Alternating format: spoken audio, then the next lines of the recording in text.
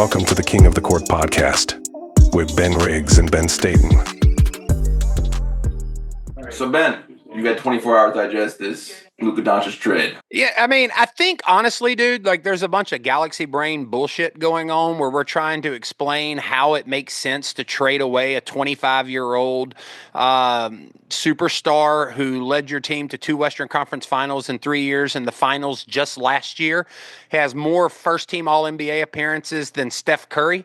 For a 32-year-old center who's sort of entering the twilight of his years. I mean, like, some of the revisionist history that's going on, or not revisionist history, but revisionist takes that's happening is we're talking about, are the Mavs better in the short term? Better than what? You were in the finals last year and you upgraded this roster, which when Luka was healthy, made you had the best net rating in the NBA. The answer is no. You're not better in the short term, and you're definitely not better in the long term. People point to Luka's struggles in the finals last year defensively. They're ignoring the fact that Luka is actually the only offensive spark they had in the finals against Boston last year, while Kyrie struggled because Windhorse's epic rant monopolized everyone's attention. And then finally, they're saying the Mavs are going to be better on defense now that they've gotten rid of Luka. I'll just point out that the Mavs have been an excellent defensive team since they made the trade at last year's trade deadline for P.J. Washington and Daniel Gafford. So the answer, unequivocally, to whether the Mavs are a better team in the short term or the long term is no. Hell no. So you're not taking it really well is what I'm gathering. I'm not. I don't understand it. Like, you turned the franchise on its head because you had some weird galaxy-brained idea about a 32-year-old center that you have a relationship with improving your team over the play of a generational player. And if you want to point to weight or conditioning or whatever, dude, that is the weakest explanation for 2 reasons. One, Luka Doncic, people were pointing at his weight last year. I'll remind you, last year he averaged damn near a 30-point triple-double, finished 3rd in the MVP race, and won the scoring title.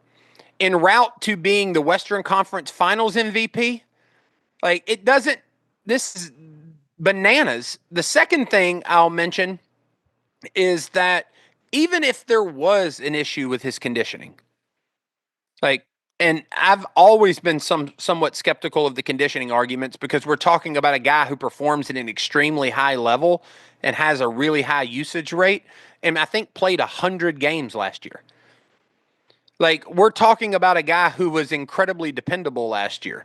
That's a grass is always greener on the other side argument, where the other side is your fantasy land, where the player who's more reliable and has higher production in those minutes with that number of games doesn't exist, man.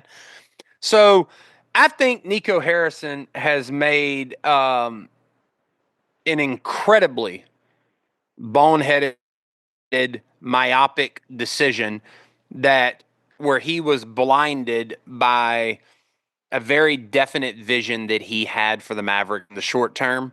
And I can't even begin to follow what his long-term thinking was. I don't think he had long-term thinking. I think he more or less said that at his press conference. I'll just conclude by this. Mavs fans, you are being led by a GM who believes that Anthony Davis is a significantly better player than Luka Doncic. May God save your souls. Yeah, if you want to go click on like any article that has best players in the NBA ranked, not only are none of them going to have Anthony Davis ahead of Luka Doncic, you will see Luka Doncic's name on the first page of said article. You will have to click next page to find Anthony Davis. That's how bananas this is.